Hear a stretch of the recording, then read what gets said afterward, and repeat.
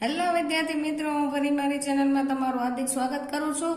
તો આજે આપણે ધોરણ 6 માટેનો ગાલા ગ્રામર નો વિડીયો જોવાનો છે. ફટાફટ આપણી ચેનલને લાઈક એન્ડ સબસ્ક્રાઇબ કરી નાખો, જેથી દરેક વિડીયો તમારા માટે જલ્દીથી લાવી શકું એવો પ્રયાસ કરી શકું. જો તમારો સપોર્ટ હશે તો હું પણ તમને દરેક તમે જે માંગ કરશો એના વિડીયો લાવવાની કોશિશ કરીશ. તો પહેલું છે આપણે એમાં ચેપ્ટર જોવાનું છે રિવિઝન ગ્રામરમાં, જે આપણે આગળના 5મા ધોરણમાં પણ થોડુંક શીખી ગયેલા છીએ એમાંથી. તો એ તમને લગભગ આવડતું જ હશે આઈ હોપ, પણ અમુક વિદ્યાર્થીઓને ન પણ આવડતું હોય તો આપણે એના માટે ફરી રિવિઝન કરશું. ચાલો, એ અને એન એટલે કે આર્ટિકલ છે. આ એ અને એન છે ને એ શું છે? આર્ટિકલ. તો કે એ કે એન એક વસ્તુનો નિર્દેશ કરે છે. ગણી શકાય તેવી વસ્તુ, પ્રાણી કે વ્યક્તિઓ ઉલ્લેખ કરી શકાય ત્યારે નામની પહેલા એ કે એન મુકાય છે. જે સામાન્ય નામનો ઉચ્ચાર વ્યંજનથી શરૂ થતો હોય, ક્યાંથી શરૂ થતો હોય અને તે એક વચન હોય તો તે શબ્દની પહેલા જ એ મુકાય છે.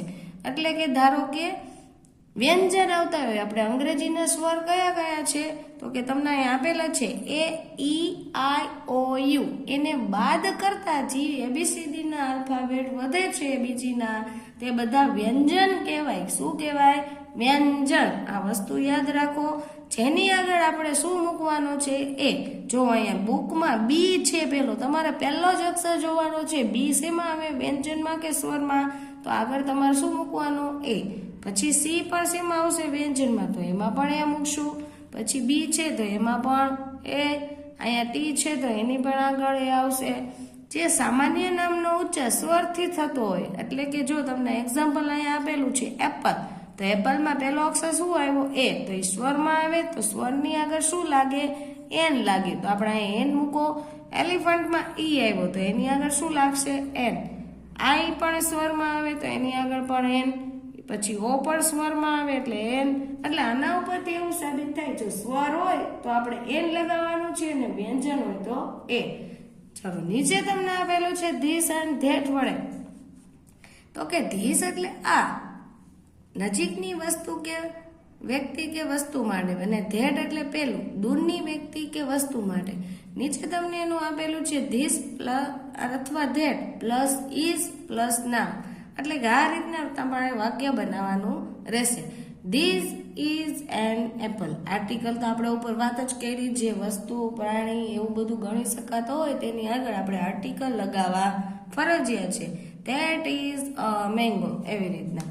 પછી છે વાક્યને પ્રશ્નાર્થ વાક્યમાં ફેરવવા. ઇસને વાક્યની શરૂઆતમાં મૂકી આઈ કેપિટલ કરો. જો ખાસ વિદ્યાર્થી આ સૂચના દરેક વિદ્યાર્થીઓ આ વસ્તુનો ઉપયોગ કરતા નથી, જેથી વિદ્યાર્થીઓના પેપરમાં પણ ઘણા વિદ્યાર્થીઓને સૂચના લખેલી હોય છે કે પહેલો અક્ષર કેપિટલ કરો.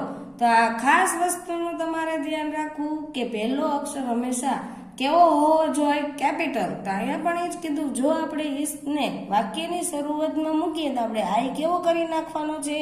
કેપિટલ. ઉદાહરણ તરીકે તમને આપેલું છે ધીસ ઇઝ એન એપલ, એટલે કે પૂર્ણ વિરામ વાળું વાક્ય હોય તો એને વિધાન વાક્ય કહી શકાય.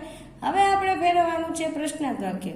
તો કે એમાં પહેલા આપણે ઇઝ લઈશું એટલે કેપિટલ થઈ ગયું. પછી ધીસ નું ધીસ એન્ડ એપલ.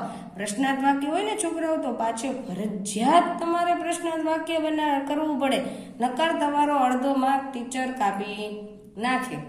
પછી yes, this is an apple. Yes વડે બનાવ્યું. એને શોર્ટમાં પણ બનાવી શકાય. તો કે યસ ઇટ ઇઝ, એટલે કે હા તે સાચું છે. પછી no, this is not an apple, અથવા શોર્ટમાં તમે બનાવી શકો no it is not. It કેમ આવ્યું? તો કે ઘણાને એવો વિચાર આવતો હોય હા તો ધીસ વડે ને ઇઝ છે, અને તો અહીંયા ઈટ કેમ કર્યું તમે? તો એપલ શેમાં આવે? ઈટમાં આવે કે નો આવે? ત્રીજું પુરુષ એક વચનમાં. એના માટે મેં અહીંયા ઈટનો ઉપયોગ કર્યો. જો અહીંયા કોઈ નામ આવતું હોત છોકરા છોકરીનું, તો આપણે છોકરાનું હોત તો હી લેત, છોકરીનું હોત તો સી લેત. પાછળ જોઈએ હવે. જો તમને બ્રેકેટ આપેલું છે સર્વનામનું, એને કહેવાય પ્રોનાઉન્સ. સર્વનામ આપેલા છે પહેલો પુરુષ આઈ, બીજો પુરુષ યુ, ત્રીજો પુરુષ માં હી, સી ને ઈટ. તેનું તમને ગુજરાતી પણ આપેલું છે શું થાય તે. હવે છે બાજુમાં ટુ બી ક્રિયાપદનું વર્તમાન કાળનું રૂપ. આઈ સાથે શું વપરાય? એમ. યુ સાથે આ. હી સાથે ઇસ. સી સાથે પણ ઇસ અને ઇટ સાથે પણ ઇસ. જો એનું ગુજરાતી પણ અહીંયા આપેલું છે. પછી ટુ બી ક્રિયાપદનું ભૂતકાળ માટે શું વપરાય? તો કે આઈ માટે વોઝ, યુ સાથે વેર, હી સાથે વોઝ, સી સાથે વોઝ અને ઇટ સાથે પણ વોઝ. હવે છે સર્વનામ બહુવચન. તો કે પહેલો પુરુષમાં આવશે વી, તો એનું અમે થાય એટલે એની સાથે આર વપરાય છીએ. અને ભૂતકાળના રૂપમાં શું વપરાશે? વેર એટલે હતા. યુ સાથે પણ આર જ છે. વેર એને ભૂતકાળમાં વેર આવશે. ધે સાથે એનું ગુજરાતી તે અથવા તેઓ. આર નું છે થશે એમાં અને વેર નું હતા. જો દરેકમાં છે, તેમાં તમારે આર નું ગુજરાતી શું કરવું, યુમાં તમારે આર નું ગુજરાતી શું કરવું. તો ખાસ કરીને વિદ્યાર્થીઓ તમારા કોષ્ટક જો સરખું પાકું કરી લ્યો ને તો તમને જે પ્રશ્ન આપેલું હોય ને એનું ગુજરાતી કરતા આવડી જ જશે. આ વસ્તુ પહેલા તમે આ જ પાકું કરો, આખું બંધ કરીને આ બુકમાં લખીને પાકું કરી નાખો, જેથી તમને આગળના દરેક પ્રશ્નો આવડી જાય ફટાફટ. હવે નીચે છે ઉદાહરણ તમને આપેલા છે. યસ નો માં ઉત્તર આપવાના. તો કે સી ઇઝ અ ડોક્ટર, તેને પ્રશ્નાર્થ વાક્યમાં ફેરવા. તો કે ઇઝ સી ડોક્ટર પ્રશ્નાર્થ વાક્ય. જો પહેલો અક્ષર કેપિટલ છે અહીંયા પણ જુઓ તમે. પછી છે એને યસ માં ફેરવો. Yes she is doctor. શોર્ટમાં કરવું હોય તો યસ સી ઇઝ. જો મેં વાત કરી હતી તમને આગળ જ, છોકરીનું નામ હોય તો અહીંયા સી નો ઉપયોગ કરે. જો અહીંયા સી આવ્યું, અહીંયા આઈ થિંક તમને હેતલ કીધું હોત, હેતલ ઇઝ અ ડોક્ટર, તો હેતલ પણ છોકરીમાં આવે તો પણ તમારે અહીંયા સી જ લખવું પડે. અહીંયા તો સી છે એટલે સી આવ્યું, પણ જો અહીંયા હેતલ નામ હોત તો પણ તમારે સી લખવું પડે. પછી no she is not a doctor. શોર્ટમાં લખો તો નો સી ઇઝ નોટ. હવે છે ધે વેર જોકર્સ. તો કે વિધાનવાદ. વેર ધે, અને વેર ને પહેલા લઈ લઈશું એટલે ડબલ્યુ કેપિટલ અને પછી અને જોકર પાછળ પ્રશ્નાર્થ ચિહ્ન. Yes they were jokers. પછી યસ ધે વેર, એમાં શોર્ટ બનાવ્યું, જોકર નીકળી જાય નામ. પછી no they were not joker, એનું શોર્ટમાં કરો તો કે નો ધે વેર નોટ, એટલે કે નકાર વાક્યમાં. હવે છે હેવ એઝ નું કોષ્ટક અહીંયા. પછી છે ટુ હેવ, મુખ્ય ક્રિયાપદનો અર્થ ની પાસે હોવું થાય છે ને એનો માલિકી દર્શાવે છે. હેવ એઝ કેની સાથે વપરાય આપણે જોઈ તો કે વર્તમાન કાળમાં આઈ સાથે હેવ વપરાય અને ભૂતકાળમાં હેડ. ભૂતકાળમાં જો બધામાં હેડ જ આવશે.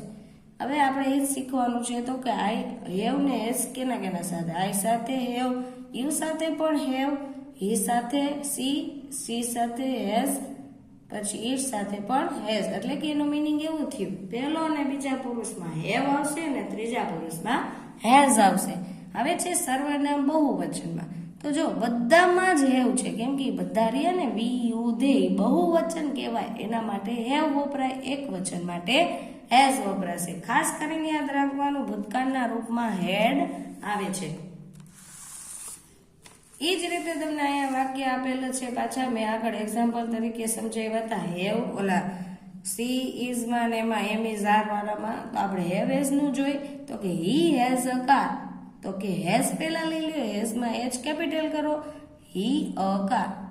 Yes he has, no he has not, અથવા હેઝન્ટ પણ લખી શકો. વી હેડ બુક, તો હેડ ને પહેલા લઈ લેવાનું, પછી વી પાછળ ને બુક. યસ વી હેડ અને નો વી હેડ નોટ. હવે તમને અહીંયા 1 થી 50 સુધી 25 સુધીના સ્પેલિંગ પણ આપેલા છે. જેને ન આવડતા તે પણ આમાંથી શીખી શકો છો, અને કોઈ આવડતા હોય તો કાંઈ પ્રશ્ન છે નહીં. અને 10 પછી તમને 10, 20, 30, 40, 50, 60, 70, 80, 90 ને 100 ના પણ આપેલા છે, અને 0 નો એટલે કે શૂન્યનો પણ સ્પેલિંગ આપેલો છે. તો તમે આમાંથી પાકો કરી શકો છો, કેમ કે જે નીચલા અંક હોય તે જ એની લાઈનમાં આવતા હોય, એટલે આગળ તમને કોઈ આમાં અંક આપેલા નથી, છે દરેક વિદ્યાર્થીને પછી આવડી જાય છે. હવે નીચે જો આર્ટિકલ વાળી ખાલી જગ્યા આવી તો આપણે આગળથી ચેક કરતા જાય. બી છે તો એ વ્યંજનમાં આવે એટલે એ, ઓ છે સ્વરમાં આવે એટલે એન, એ છે શેમાં આવે સ્વરમાં આવે એટલે એન, એચ વ્યંજનમાં આવે એટલે એ, પી વ્યંજનમાં આવે એટલે એ, ટી પણ વ્યંજનમાં આવે એટલે એ, યુ પણ શેમાં આવશે સ્વરમાં એટલે એન, પછી ઈ પણ સ્વરમાં આવે એટલે એન, બી પણ વ્યંજનમાં આવે એટલે એ. પછી છે 10મી ખાલી જગ્યા, એમાં ઓ છે એટલે ઈ સ્વરમાં આવે એટલે એન, ટી છે ઈ વ્યંજનમાં આવે એટલે એ, ઈ સ્વરમાં એટલે એન, પછી છે આઈ સ્વરમાં આવે એટલે એન આવે, ટી પણ વ્યંજનમાં આવે એટલે એ આવે, એસ વ્યંજનમાં આવે એટલે એ, આઈ સ્વરમાં આવે એટલે એન, સી વ્યંજનમાં આવે એટલે એ, એલ વ્યંજનમાં આવે એટલે એ પણ સ્વરમાં આવશે એટલે એન, પી વ્યંજનમાં આવે એટલે એ, અને ઈ સ્વરમાં આવે એટલે એન. તો હવે તમને આઈ થિંક આવડી જ જવું જોઈએ. મેં આખી ખાલી જગ્યાનું સોલ્યુશન તમારે કરાવી દીધું. હવે નીચે ચિત્ર જોઈ પ્રશ્નના ઉત્તર લખવાના છે. ઉદાહરણ જોઈએ આપણે, ઇઝ ધીસ અ બસ? તો એમ કહે છે આ બસ છે, તો કે ના, તો આપણે નો માં બનાવશું નો. It isn't. ઈટ કેમ લીધું? તો કે હોડું શેમાં આવે? ઈટમાં આવે એટલે ઈટ લીધું, ઇઝન્ટ. હવે સાચું વાક્ય બનાવશું, ઈટ ઇઝ અ બોટ. અ કેમ આવ્યો? તો કે આર્ટિકલ આપણે નામ આગળ લગાવવું પડે. વ્યક્તિના નામ આગળ ન લાગે, બાકી બધામાં લાગે, એટલે કે ગણી શકાતી વસ્તુ પર. તો કે બી, બી શેમાં આવશે? વ્યંજનમાં, એટલે એની સાથે એ લગાવ્યો. પછી વોટ ઇઝ ધીસ? તો કે આ શું છે? બીજો પ્રશ્ન તમને એવો પૂછ્યો, તો કે ધીસ ઇઝ અ બોટ. તો કે એમ કે છે આ બોટ છે, એટલે હોડી છે. હાલો નીચેના પ્રશ્ન આપણે જોઈએ હવે. Is that a potato? તે ટમેટું છે એવું પૂછે તો કે sorry, that is a potato. તો કે તે બટાકું છે? તો કે ના, તો એમાં નો આવશે એટલે ઇટ ઇઝ નોટ. પછી તે શું છે? ટમાટો.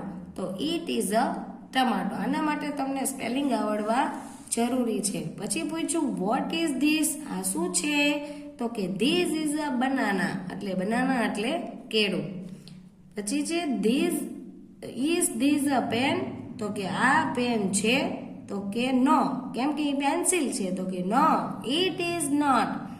ઇઝન્ટ લખેલું છે, ટૂંકમાં તમે નોટ પણ લખી શકો, એ નોટી. It is a pencil. What is that? તો કે ધેટ ઇઝ ધ ડોગ. પછી ઇઝ ધીસ અ ગ્લાસ? તો કે no, it isn't. It is a cup છે. પછી છે નીચે ઇઝ ધેટ અ કપ? તો કે no, it isn't. It is an umbrella. સાતમું છે ઇઝ ધીસ અ ચેર? તો કે yes, this is a chair.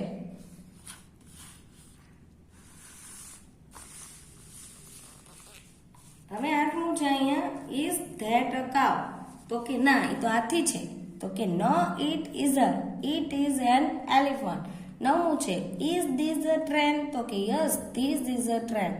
પછી છે ઇઝ ધેટ અ બનાના? તો કે નો, ઇટ ઇઝન્ટ. તો કે ઇટ ઇઝ એન એપલ. હવે છે એમિઝાર વાળી ખાલી જગ્યા, તો આપણે એનો કરતા જ જોવાનો છે. પહેલો અક્ષર હોય ને છોકરાઓ, એને કરતા કહેવાય. શું કહેવાય? કરતા. એટલે કે એક વચનમાં શું, એક વચનમાં આવે છે કે બહુવચનમાં, એટલે કે એની સાથે શું વપરાશે તેના માટે આપણે જોવું ફરજિયાત છે. ઈ માટે શું વપરાય એક વચન? તો કે ઇઝ. યુ સાથે બહુવચન છે, એટલે આ રામજીભાઈ શેમાં આવે? હીમાં. ઈ સાથે શું હતું? તો કે ઇઝ. ઇટમાં શું હતું? ઇઝ. આઈ સાથે એમ હતું, આઈ સાથે એમ. સી સાથે શું હતું? ઇઝ હતું. વી સાથે આર, તે સાથે આર, અને કવિતા સાથે ઇઝ. છોકરી છે, સી સાથે ઇઝ આવે એટલે આપણે ઇઝ રાખ્યું. પછી જે ઉદાહરણ રૂપે પ્રશ્ન વાક્ય બનાવી યસ નો માં ઉત્તર લખવાના છે. તો કે આઈ એમ અ ટીચર. તો કે એમને આપણે પહેલા લઈ લીધું એમ આઈ અ ટીચર, પ્રશ્નાચિહ્ન યસ યુ. આઈ નો શું થઈ જશે? યુ. અને યુ સાથે શું વપરાય? આર. ખાસ યાદ રાખજો છોકરાઓ, પ્રશ્ન વાક્યમાં આઈ જ રાખવાનું અને એનું શું કરી નાખવાનું? યુ. તો કે યસ યુ આર. તો કે નો, યુ આર નોટ. પછી ધે આર પ્યુપિલ્સ? તો કે આર ધે પ્યુપિલ્સ? પ્રશ્ન છે. યસ ધે આર, અને નો, ધે આર નોટ. પછી છે સી ઇઝ મિતાલી? તો કે ઇઝ સી મિતાલી? પ્રશ્નચિહ્ન yes she it, no she is not. એવી જ રીતના તમને પાછળ વાક્ય આપેલા છે. We are farmer? તો કે આર વી ફાર્મર? પ્રશ્ન છે. Yes we are, no we are not. You are a milkman? તો કે are you a milkman? Yes I am, અને નો આઈ એમ નોટ. પછી ધે આર પ્લેયર્સ, તો કે આર ધે પ્લેયર્સ, પ્રશ્નાચિહ્ન કરો. Yes, ધેનું they જ રહીએ, તો તમારે લખવાનું ધે આર અને નો ધે આર નોટ. ચલો અહીંયા પણ સહેલું જ છે. ઇઝ હી સંજય, તો કે યસ હી ઇઝ અને નો હી ઇઝન્ટ. પછી નીચે તમને યુ આર વાક્ય આપેલું છે.